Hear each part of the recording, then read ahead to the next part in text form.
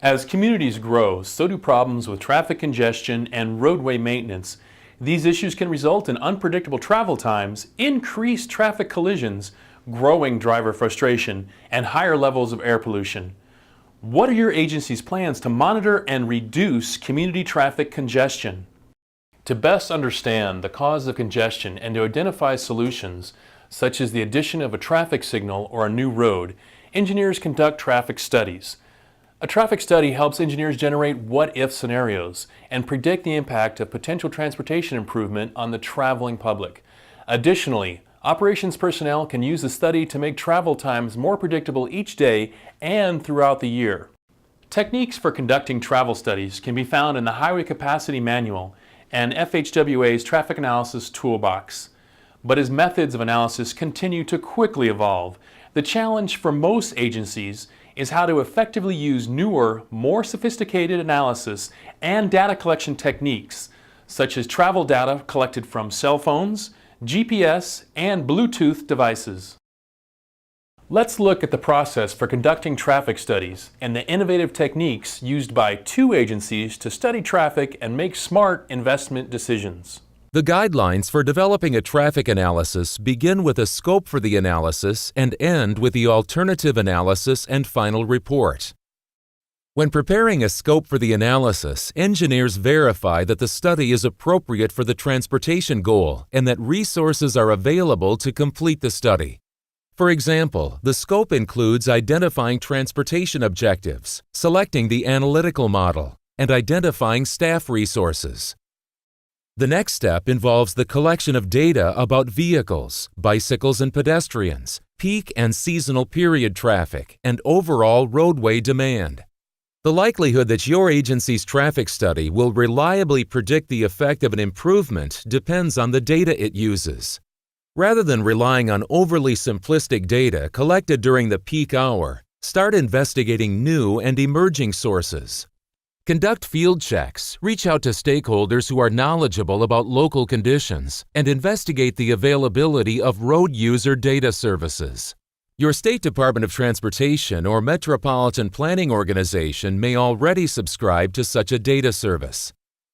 Next, base model development, error checking, and calibration help develop a model that will accurately predict changes in travel time and wait queues for the what-if scenarios.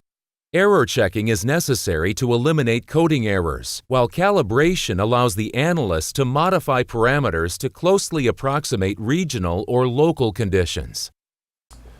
Now let's see how two agencies approach the questions related to project scope and data collection.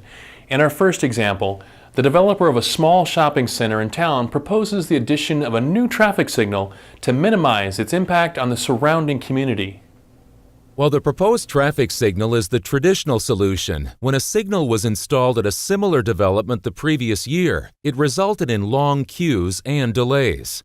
This time, agency personnel want to see a traffic study before making any decisions.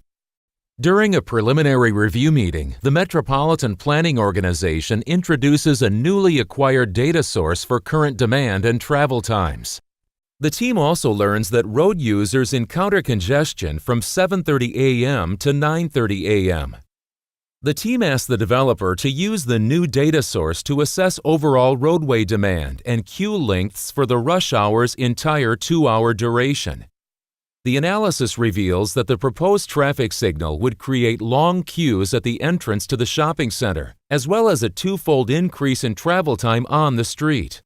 The optimal solution results in the addition of a second entrance to manage access and the coordination of traffic signals for a 2-mile stretch of the roadway.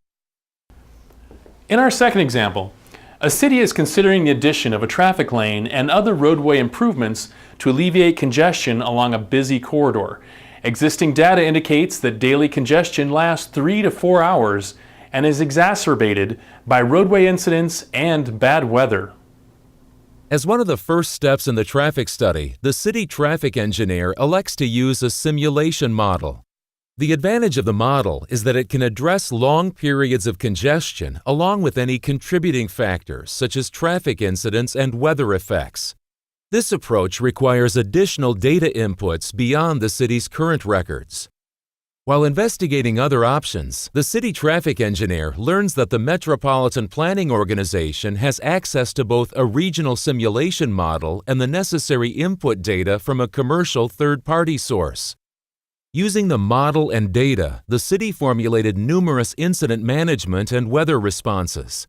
Ultimately, they found significant reductions in congestion by implementing intelligent transportation system technology, which was cheaper than adding more traffic lanes. As the examples illustrate, agencies should conduct traffic studies to evaluate the cost and benefits of proposed road improvements.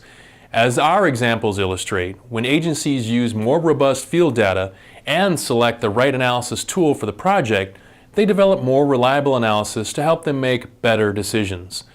The Highway Capacity Manual and the FHWA's Traffic Analysis Toolbox contain methods for conducting traffic studies, and the Federal Highway Administration recommends that agencies use these when working on any traffic analysis.